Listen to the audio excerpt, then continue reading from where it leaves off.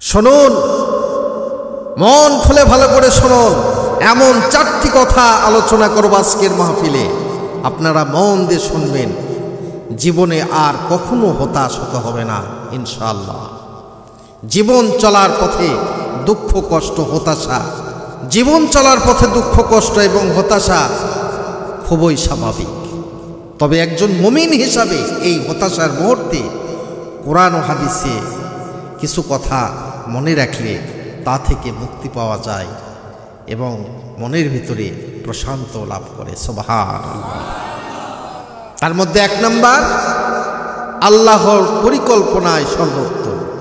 আমরা যা চাই তা না পেলে হতাশ হয়ে পড়ি, কিন্তু আমরা আমাদের সীমিত জ্ঞানে যা চাই তার চেয়ে উত্তম কিছু আল্লাহ পাক আমাদের জন্য পরিকল্পনা করে রেখেছেন, যা আমাদের কাছে খারাপ মনে হচ্ছে, তবে তার মধ্যেই হয়তো কল্যাণ লুকিয়ে রাখছেন। সুবহানাল্লাহ। আমার ভাইয়েরা, সে সম্পর্কে আল্লাহ পাক কোরআনে কারিমের মধ্যে বলেন, ওয়া আসা আন তাকরাহু শাইআন ওয়া হুয়া খায়রুল লাকুম ওয়া আসা আন তুহিব্বু শাইআন ওয়া হুয়া শাররুল লাকুম ওয়াল্লাহু ইয়ালামু ওয়া আনতুম লা তা'লামুন। আর হতে পারে তোমরা কোনো বিষয়কে পছন্দ করছো অথচ তা তোমাদের জন্য কল্যাণকর।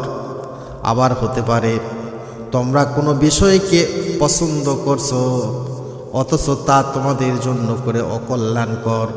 আর আল্লাহ রাব্বুল আলামিন তিনি জানেন তোমরা তাহা জানো না। আপনি যেটা পছন্দ করেছেন সেটা আপনার জন্য অকল্যাণ হতে পারে, আর যেটা পছন্দ করেন নাই সেটাও আপনার জন্য মঙ্গল নিয়ে আসতে পারে। এটা জানে শুধুমাত্র আল্লাহ রাব্বুল আলামিন। সুবহানাল্লাহ।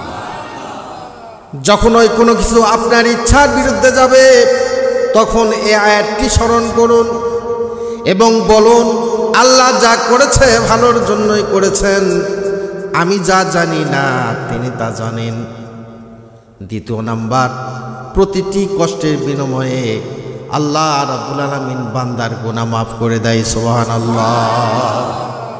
জীবনের ছোট্ট বড় প্রতিটি কষ্ট, দুশ্চিন্তা, পেরেশানি আমাদের পাপ মোচনের মাধ্যমে একটি কারণ।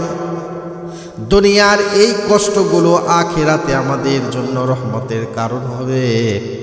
তাই বিপদে হতাশা না হয়ে আল্লাহ রাব্বুল আলামিন তিনি ধৈর্য ধারণ করতে বলেছেন।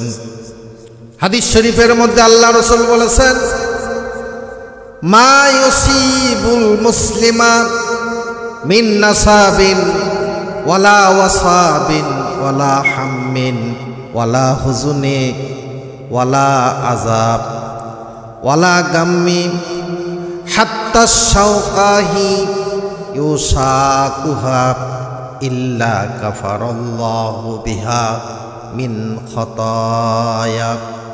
একজন মুসলিমের উপর যে কোনো ক্লান্তি, রোগ, দুশ্চিন্তা, দুঃখ, কষ্ট এবং পেরেশানি আসে, এমনকি তার শরীরে যদি একটি কাঁটাও বিঁধ হয়, তবে এর বিনিময়ে আল্লাহ তাআলা তার গুনাহ মাফ করে দেন। সুবহানাল্লাহ। এই হাদিসটি বুখারী শরীফে। যখনই কোনো কষ্টে পড়বেন তখনই ভাবুন, আলহামদুলিল্লাহ, এই কষ্টের বিনিময়ে আমার গুনাহ ঝরে পড়ছে, আমার রবের কাছে আমার প্রার্থনা, আমার মর্যাদা বৃদ্ধি পাচ্ছে। সুবহানাল্লাহ। 3 নাম্বার কারণ হলো, আল্লাহ পাক কারো উপরে তার সাধ্যের অতিরিক্ত বোঝা চাপান না।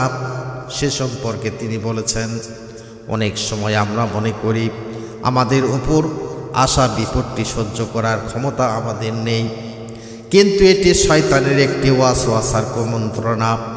আল্লাহ আপনার সম্পর্কে আপনার চেয়ে ভালো জানেন। তিনি আপনাকে যে পরীক্ষা দিচ্ছেন তা সফলভাবে মোকাবিলা করার শক্তিও তিনি দিবেন। তাই আল্লাহ পাক কোরআনে বলেন, লা ইউকাল্লিফুল্লাহু নাফসান ইল্লা উসআহা, আল্লাহ কোনো ব্যক্তির উপরে তার সাধ্যাতীত কোনো বোঝা চাপিয়ে দেন না। সুবহানাল্লাহ। যখন মনে হবে আর পারছেন না, তখন এই আয়াতটি স্মরণ করে নিজেকে বলো, আল্লাহ যখন আমাকে এই পরীক্ষা ফেলেছেন, তার মানে এটা সহ্য করার শক্তি আমার আছে, আমাকে শুধু ধৈর্য ধরে চেষ্টা করে যেতে হবে। 4 নাম্বার কারণ হলো কষ্টের পরে শান্তি আছে। কোনো কষ্ট বা হতাশ চিরস্থায়ী নয়, প্রতিটি অন্ধকারের পরে আলোর আগমন ঘটে। আল্লাহ তাআলা কোরআনে একবার নয়, 2 বার নয়, জোর দিয়ে এই প্রতিশ্রুতি দিয়েছেন যে কষ্টের সাথে, কষ্টের পরেই শান্তি আছে। সুবহানাল্লাহ।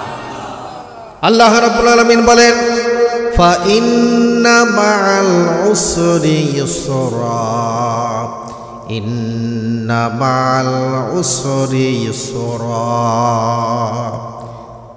নিশ্চয় কষ্টের সাথে রয়েছে শান্তি, নিশ্চয় কষ্টের সাথেই রয়েছে স্বস্তি। সুবহানাল্লাহ। কোরআনের আয়াত। যখন জীবন কঠিন মনে হবে, তখন নিশ্চিতভাবে বিশ্বাস রাখার চেষ্টা করবে, এই কঠিন সময় কেটে যাবে এবং খুব শীঘ্রই আপনি শান্তি পাবেন, আনন্দের সময় আপনার আসবে। এটি আল্লাহর ওয়াদা, আর আল্লাহ তাআলা ওয়াদা কখনো মিথ্যা হয় না। এই 4টি কথা অন্তরে ধারণ করলে জীবনের কোনো পর্যায়ে হতাশা আপনাকে কাবু করতে পারবে না। আল্লাহ আমাদের সবাইকে সর্ব অবস্থায় তার উপর সন্তুষ্ট থাকার এবং ধৈর্য ধারণ করার তৌফিক দান করুন।